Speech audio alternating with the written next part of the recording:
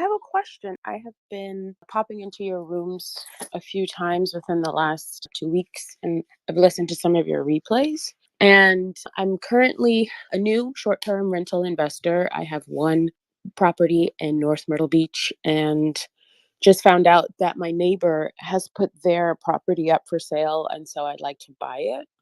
And I'm trying to figure out what is the best way to do so, if that would be to use my own money as the down payment and then take out the mortgage. Should I use a HELOC on the current investing property for the down payment? What would be the best approach? And then, as you've already stated, in having a new mortgage, understanding that it's not going to be, the 2.5% like we have on our first property, what's the best way to go ahead and have a low effective interest rate? All right, that's a very good question. We're going to do a live demonstration right now to show you how all of this works with somebody's actual numbers.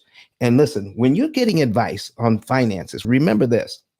If they're not showing you the numbers, if they're not showing you the math, you cannot trust the information.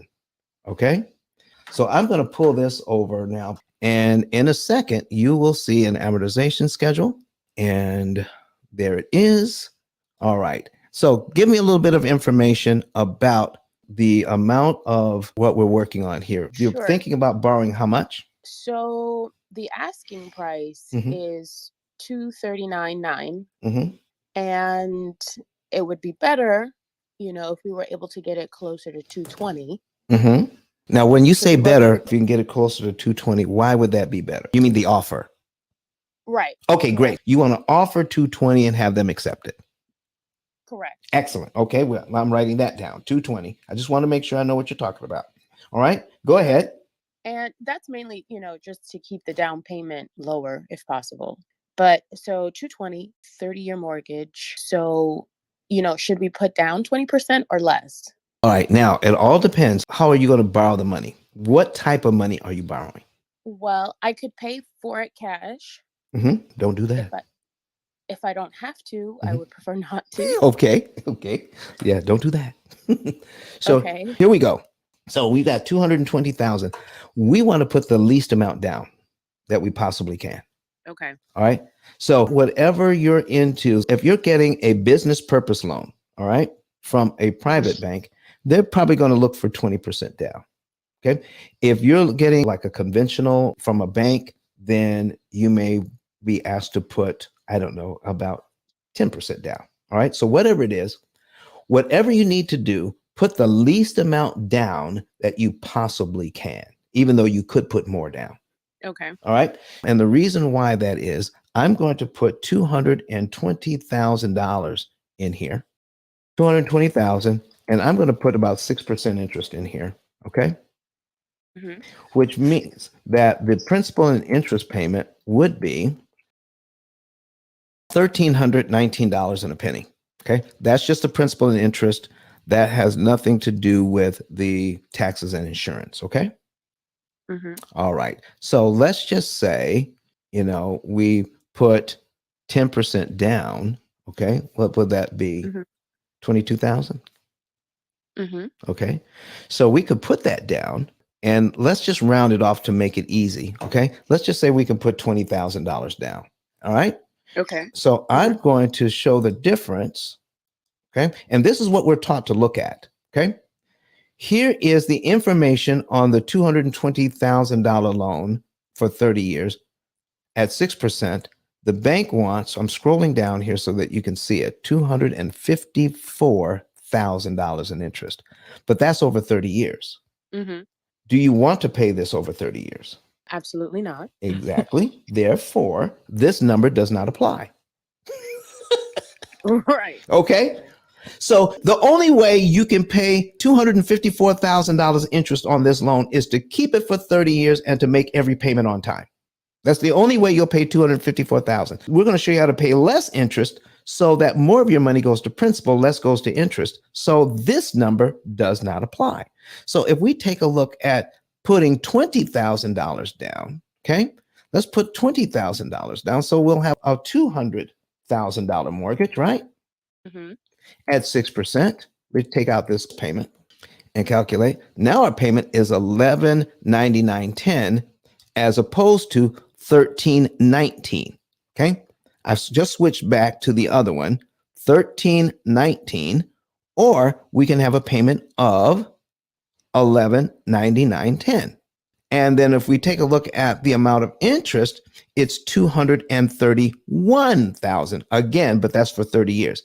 And this is how this loan is sold. Put down that 20%. Okay. And let's just say this is a $20,000 more than you have to, just to make it simple. $20,000 more than you have to get to this portion where you got 231,000 as opposed to 254,000. Okay.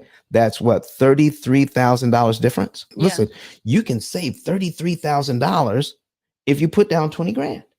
Yeah. You have to keep the loan for 30 years to realize those savings though.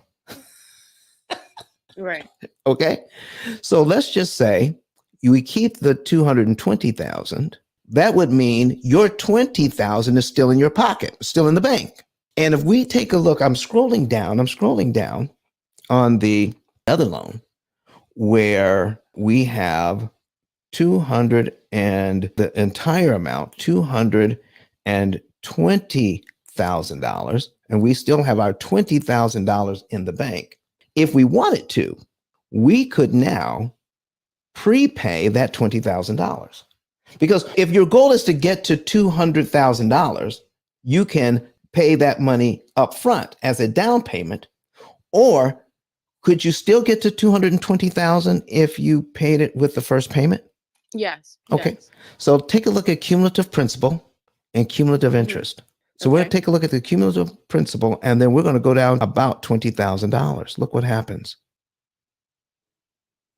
Right. I can only see down to cumulative interest, 20,000, or cumulative principal. Cumulative principal, 20,000. And I've just scrolled down. Okay. Yeah, there we go. All right. I just scrolled down there. We'll be already down to payment number 76. Yeah, 76. Right. And how much interest have we saved immediately? 80,000. Okay. Over 80,000. Over 80,000. And do we still have a $200,000 loan? Yes. Yes.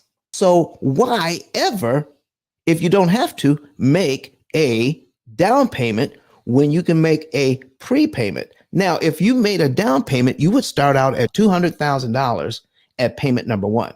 If you use that money as a prepayment on the loan, you start out on line 77 on a $200,000 loan. Wow. Yeah. So this is why we never, ever, ever, ever, ever, ever, ever, ever make a large down payment on a loan when we don't have to, because we save more interest. And if you put the rest of the money, if you're in the P.I.L.L method program, we're going to show you how to pay even less interest and pay this off. If you wanted to, you could pay it off in 5 to 7 years because you're a real estate investor. You're going to be making a little bit more money, so you can pay it off in 5 to 7 years if you choose to. But you may not choose to pay it off. Here's why. Because you're gaining equity so much faster and so much cheaper. Okay. So we have $20,000 equity on a loan that's supposed to be paid off over 30 years. We have $20,000 equity instantly. Boom. By paying it this way at a much lower interest cost, because normally to get $20,000 equity, it would cost $80,000 in interest, wouldn't it? Yes. But we got $20,000 equity instantly and saved us 80 grand. So you may want to get yourself in a position where you can cash out refi years sooner. Instead of using your cash now that's in your other investments, we can cash out refi on this thing years sooner, take money out of this property to purchase other properties. But Don has some valuable information that can contribute to the quality of a person's life. And it only costs you a few dollars. It's his book. Why not get that? I'm going to go through the P.I.L.L method myself with some of my investment properties. So I'm going to link up with Don, and then I'm going to sit down with him, show him my investment portfolio, and see how I can eliminate interest.